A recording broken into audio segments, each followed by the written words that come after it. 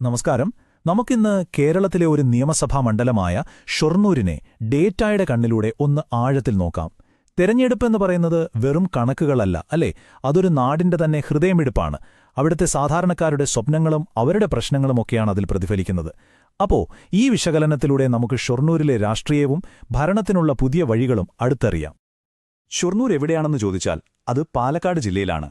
ഭൂമിശാസ്ത്രപരമായി നോക്കിയാൽ ഇതൊരു ഇടനാടൻ പ്രദേശമാണ്.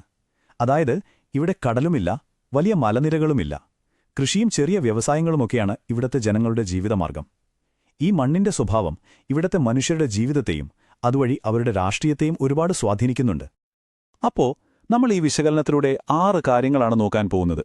ആദ്യം ഷൊർണൂരിലെ യഥാർത്ഥ അവസ്ഥ എന്താണ്, പിന്നെ 2021 ജനവിധി എന്തു പറയുന്നു, ഭാവിയെ സ്വാധീനിക്കുന്ന കാര്യങ്ങൾ, ഒരു പുതിയ ചതുർമുഖതന്ത്രം, ഭരണത്തിനായുള്ളൊരു കർമ്മപദ്ധതി, അവസാനം നേതൃത്വത്തിനു വേണ്ട ഒരു പുതിയ കാഴ്ചപ്പാട്.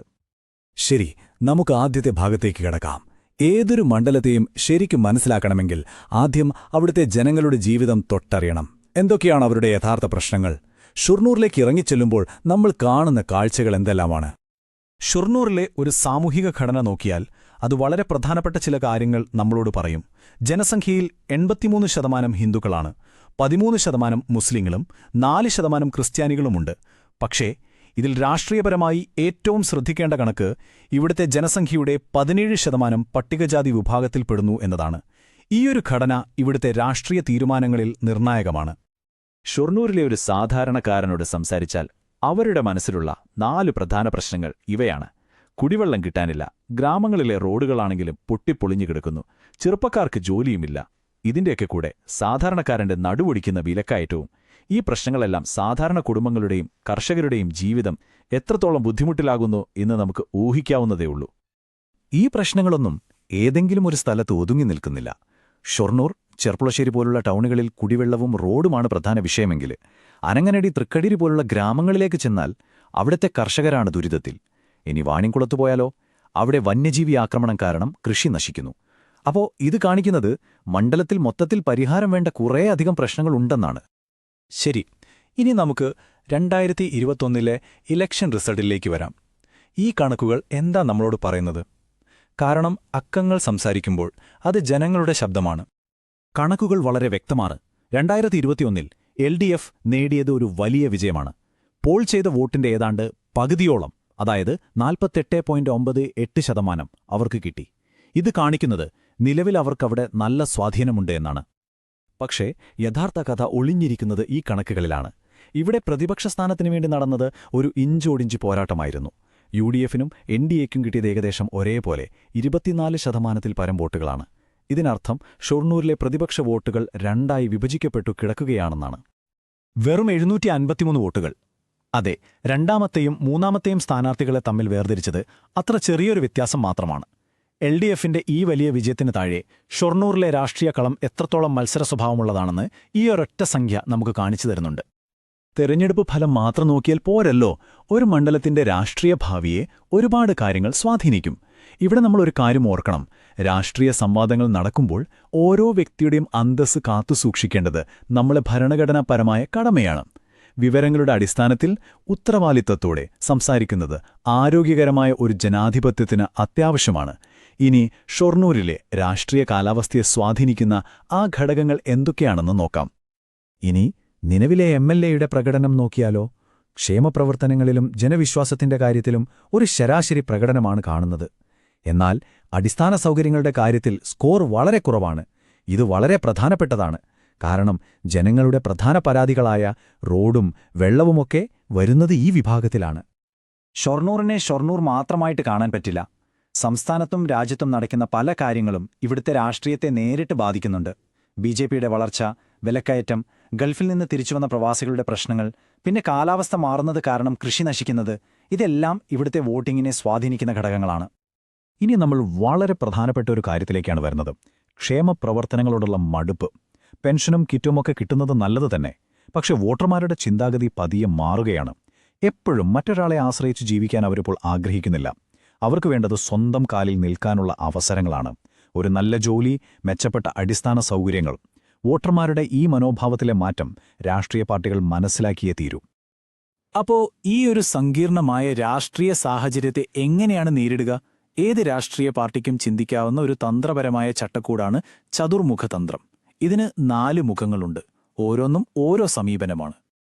ആദ്യത്തെ മുഖം ശിവന്റേതാണ്, അതായത് ആക്രമണോത്സുകത. പക്ഷേ ഇതെന്താ സംഭവം? ഭരണപക്ഷത്തിന്റെ കുറവുകളെ, അതായത് മോശം റോഡുകൾ, തൊഴിലില്ലായ്മ പോലുള്ള കാര്യങ്ങളെ ശക്തമായി ജനങ്ങളുടെ മുന്നിൽ തുറന്നുകാട്ടുക. അതുപോലെ എതിരാളികളുടെ വിഭജന രാഷ്ട്രീയത്തെയും ചോദ്യം ചെയ്യുക. ജനങ്ങളുടെ യഥാർത്ഥ പ്രശ്നങ്ങളിൽ ശ്രദ്ധ കേന്ദ്രീകരിച്ച് ആക്രമിക്കുക. അതാണ് ഈ തന്ത്രം. രണ്ടാമത്തെ മുഖം വിഷ്ണുവിൻ്റേതാണ്. സ്ഥിരതയും സംരക്ഷണവും. രാഷ്ട്രീയ പോരുകൾക്കും വിഭജനത്തിനും പകരം സമാധാനപരമായ സുസ്ഥിരമായ ഒരു ഭരണം വാഗ്ദാനം ചെയ്യുക. കാര്യങ്ങൾ നന്നായി മാനേജ് ചെയ്ത് എല്ലാവരെയും ഒരുമിച്ച് കൊണ്ടുപോകുന്ന ഒരു ബദലാണ് ഞങ്ങൾ എന്നൊരു ആശയം മുന്നോട്ട് വെക്കുക. മൂന്നാമത്തെ മുഖം ബ്രഹ്മാവിൻ്റേതാണ്, അതായത് പുതിയ ആശയങ്ങൾ, സൃഷ്ടി. പഴയ വാഗ്ദാനങ്ങൾ മാത്രം പറഞ്ഞിട്ട് കാര്യമില്ല. യുവജനങ്ങളുടെ സ്വപ്നങ്ങൾക്കും പുതിയ കാലത്തിന്റെ ആവശ്യങ്ങൾക്കും വേണ്ട പുതിയ ആശയങ്ങൾ അവതരിപ്പിക്കണം. സ്കിൽ ഡെവലപ്മെന്റ് അക്കാദമികൾ, പുതിയ വ്യവസായങ്ങൾ, ടെക്നോളജി ഉപയോഗിച്ചുള്ള ഭരണം, ഇങ്ങനെയുള്ള ഭാവിയെക്കുറിച്ചുള്ള ഒരു വ്യക്തമായ പ്ലാൻ ജനങ്ങൾക്ക് മുന്നിൽ വെക്കണം. അവസാനമായി ദുർഗയുടെ മുഖം, സംരക്ഷണം. സമൂഹത്തിലെ ഏറ്റവും ദുർബലരായവരുടെ സുരക്ഷ ഉറപ്പാക്കുമെന്ന് പറയണം. കർഷകരുടെ ഉപജീവനമാർഗം, പാവപ്പെട്ടവരുടെ അവകാശങ്ങൾ, സ്ത്രീകളുടെ സുരക്ഷ, ഇതെല്ലാം സംരക്ഷിക്കുന്ന ഒരു കവചമായി ഞങ്ങളുണ്ടാകുമെന്ന ഉറപ്പാണ് ഈ തന്ത്രം മുന്നോട്ട് വയ്ക്കുന്നത്. ഇപ്പോ തന്ത്രങ്ങൾ മാത്രം പോരല്ലോ, അത് നടപ്പിലാക്കാൻ വ്യക്തമായ ഒരു കർമ്മപദ്ധതി വേണ്ടേ? നമ്മൾ നേരത്തെ സംസാരിച്ച ജനങ്ങളുടെ പ്രശ്നങ്ങൾക്ക് എങ്ങനെ പ്രായോഗികമായി പരിഹാരം കാണാം എന്നതിനുള്ള ഒരു പ്ലാനാണ് ഇനി നോക്കുന്നത്. ഓരോ വിഭാഗം ജനങ്ങളോടും അവരുടേതായ രീതിയിൽ സംസാരിക്കണം. യുവജനങ്ങളോട് സോഷ്യൽ മീഡിയയിലൂടെയും, സ്ത്രീകളോട് കുടുംബശ്രീ വഴിയും, കർഷകരോട് അവർക്ക് വേണ്ട സഹായങ്ങൾ ഉറപ്പു നൽകിയും അടുത്തെത്തണം. പ്രവാസികളുടെ പ്രശ്നങ്ങൾ കേൾക്കാൻ വാട്സാപ്പ് പോലുള്ള പുതിയ സംവിധാനങ്ങൾ ഉപയോഗിക്കാം. ഈ ആശയവിനിമയങ്ങളിൽ വ്യക്തികളുടെ സ്വകാര്യതയെ മാനിക്കേണ്ടത് വളരെ പ്രധാനമാണ്. ഇന്ത്യയുടെ പുതിയ ഡേറ്റാ സംരക്ഷണ നിയമം അനുസരിച്ച് ആരുടെയും വ്യക്തിഗത വിവരങ്ങൾ അവരുടെ അനുവാദമില്ലാതെ ഉപയോഗിക്കാൻ പാടില്ല. വരും വാഗ്ദാനങ്ങളല്ല, ഞങ്ങൾ ഇറങ്ങി പണിയെടുക്കാൻ തയ്യാറാണ് എന്ന് ജനങ്ങളെ ബോധ്യപ്പെടുത്താൻ ഉടനെ തുടങ്ങാവുന്ന ഒരു 30 ദിവസത്തെ പ്ലാനാണിത്. ഓരോ വാർഡിലും പോയി ജനങ്ങളെ കേൾക്കുക, ഓരോ പ്രദേശത്തിനും വേണ്ടിയുള്ള പ്രത്യേക വാഗ്ദാനങ്ങൾ നൽകുക, സന്നദ്ധ പ്രവർത്തകരുടെ ഒരു വലിയ ശൃംഖലയുണ്ടാക്കുക. ഇത് ജനങ്ങളിൽ ഒരു പുതിയ ഊർജ്ജവും പ്രതീക്ഷയും ഉണ്ടാക്കാൻ സഹായിക്കും. അപ്പോൾ നമ്മൾ ഈ വിശകലനത്തിന്റെ അവസാന ഘട്ടത്തിലേക്ക് വരികയാണ്. ഇതുവരെ നമ്മൾ ചർച്ച ചെയ്ത ഡേറ്റയുടെയും തന്ത്രങ്ങളുടെയും എല്ലാം കാതലെന്താണ്? ഒരു ഇലക്ഷൻ ജയിക്കുക എന്നതിനപ്പുറം ജനങ്ങളെ ശരിക്കും സേവിക്കുന്ന ഒരു ഭരണ നേതൃത്വത്തിന് വേണ്ട കാഴ്ചപ്പാട് എന്തായിരിക്കണം? ഷൊർണൂരിലെ സാഹചര്യം നമ്മുടെ മുന്നിൽ ഒരു വലിയ ചോദ്യമാണ് ഉയർത്തുന്നത്. ഇവിടുത്തെ ജനങ്ങളുടെ ആവശ്യങ്ങൾ എന്താണെന്ന് വ്യക്തമാണ്. പ്രതിപക്ഷം ഭിന്നിച്ചു നിൽക്കുകയാണ്. ഈയൊരു സാഹചര്യത്തിൽ അടുത്ത നേതാവ് ആരായിരിക്കണം? ജനങ്ങൾക്ക് കൊടുത്ത റോഡും വെള്ളവും പോലുള്ള അടിസ്ഥാന വാഗ്ദാനങ്ങൾ പാലിക്കുന്ന ഒരാളായിരിക്കണോ? അതോ മാറിക്കൊണ്ടിരിക്കുന്ന രാഷ്ട്രീയ സാഹചര്യങ്ങളെയും ജനങ്ങളുടെ പുതിയ ആഗ്രഹങ്ങളെയും മനസ്സിലാക്കി അതിനനുസരിച്ച് പ്രവർത്തിക്കുന്ന ഒരാളായിരിക്കണോ? ഇതിനുള്ള ഉത്തരം നൽകേണ്ടത് ഷൊർണൂറിലെ ജനങ്ങൾ തന്നെയാണ്. അതിന്റെ സൂചനകൾ ഈ ഡേറ്റയിൽ വ്യക്തമായി ഒളിഞ്ഞിരിപ്പുണ്ട്. നിങ്ങൾക്കും ജനങ്ങളെ കേന്ദ്രീകരിച്ച് പ്രവർത്തിക്കുന്ന ഒരു നേതാവാകാനും നിങ്ങളുടെ മണ്ഡലത്തെ ഉയരങ്ങളിലെത്തിക്കാനും ആഗ്രഹമുണ്ടെങ്കിൽ ബ്ലൂപ്രിന്റ് സ്ട്രാറ്റജീസ് AI-യുമായി ബന്ധപ്പെടുക. ഇമെയിൽ mgr@blueprintstrategies.ai അല്ലെങ്കിൽ 080420416002 എന്ന നമ്പറിൽ വിളിക്കുക. രാഷ്ട്രീയത്തിനപ്പുറമൊരു ലക്ഷ്യം.